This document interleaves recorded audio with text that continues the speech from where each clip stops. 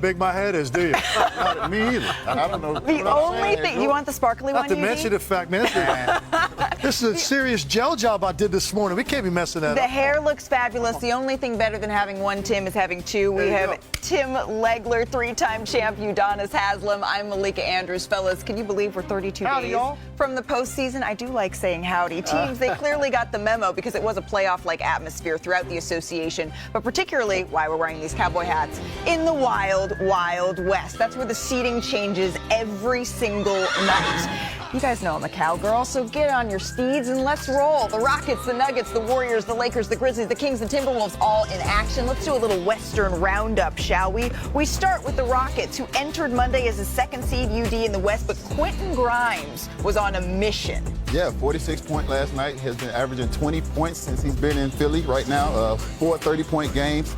2 40-point games. I'm interested to see how long he sticks around. And thanks to those 46 points, the Rockets found themselves in a 25-point hole here. The last time they overcame a deficit like that, it was the Russ James Harden era. Can they climb back out again? So we pick it back up as we head back to last night with 5 seconds remaining here, just over in the fourth quarter. Jabari Smith Jr. at the free throw line here. Watch out for Şengün on this one, UD. Oh, he's too small. He's too small. You got to do whatever you got to do. The game is on the line right now. You got to grab him, kick him, bite him, whatever you got to do. I'm not sure what kind of box out that was, but baby Jokic, as Perk says, is taking advantage. So to overtime we go, Udonis. Again, the game tied at 131 here. Watch Şengün.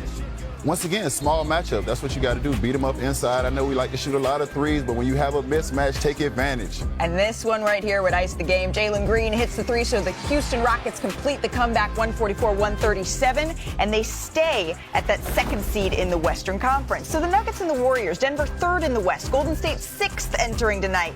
It was time for Aaron Gordon in this one. Aaron Gordon dialing up a 38-point game when he has to have it, and just recently having missed almost a month to be able to come out and dial it up to this extent. And they needed every one of these points really in this game. Yeah. Special night. With no Nikola Jokic, no Jamal Murray, no Christian Brown. By the way, huge night for Russell Westbrook as well. His 203rd career triple-double. Jokic, you got to get back in the lineup if you want to catch his record. He'll get there eventually. All right, onward we go. Memphis and Sacramento here. No Ja Morant for the fourth-seeded Grizzlies. The third quarter, this was a tough moment here for the Sacramento Kings.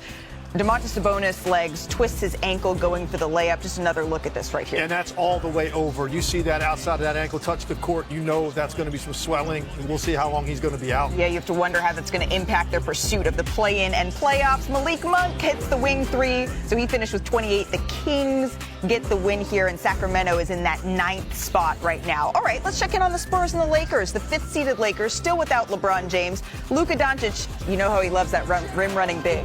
That's his favorite big to play with. That's what he had in Dallas, 2 of them. He's got one here in L.A. as well. You see Luka with a smile on his face for that reason. And then Austin Reeves. He's had 4 straight games with at least 25 points. Luka, high praise for his new teammate.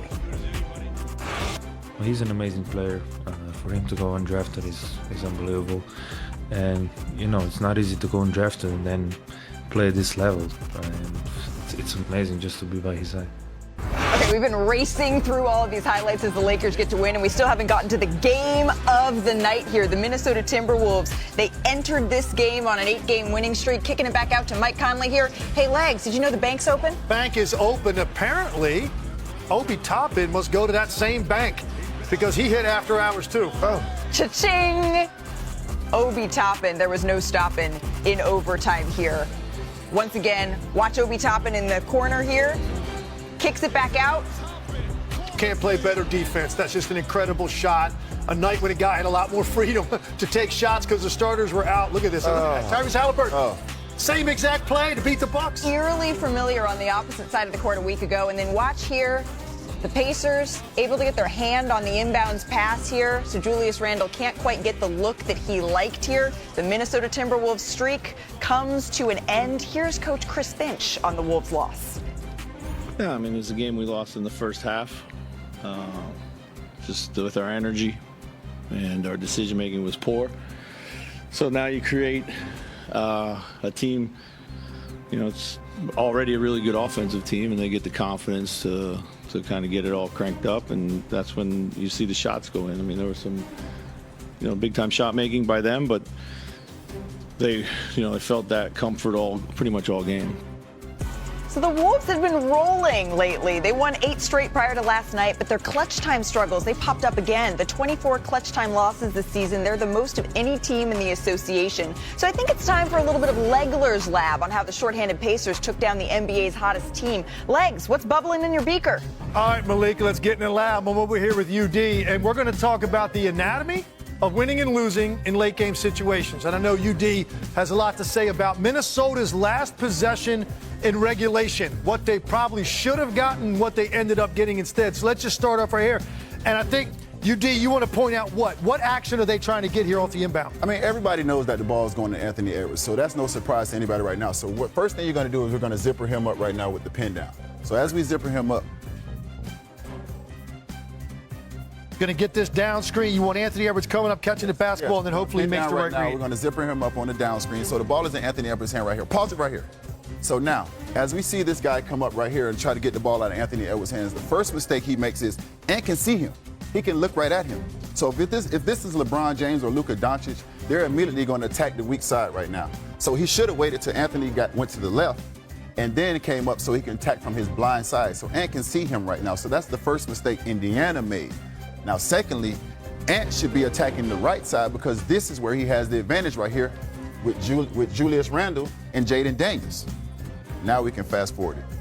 One guy playing 2 on the backside. One guy playing 2 on the backside. This is where the advantage here. He goes to the opposite side. Now he puts himself as a disadvantage. He goes away from the side where there are less defenders right now. So now he goes to the side where you have 1, 2, 3, 4 defenders. Jaden Daniels does what he's supposed to do. He pulls out of the corner. Mind you, he had just hit the 3 that sent it to 115 before it went into overtime, shooting 40% from 3 right now. So Indiana made a mistake by over-rotating early, taking away Julius Randle too early. This guy should have been playing 2 right here in between. He rotated over, took away Julius Randle too early, left Jaden Daniels wide open to the pool, 40% three-point shooter.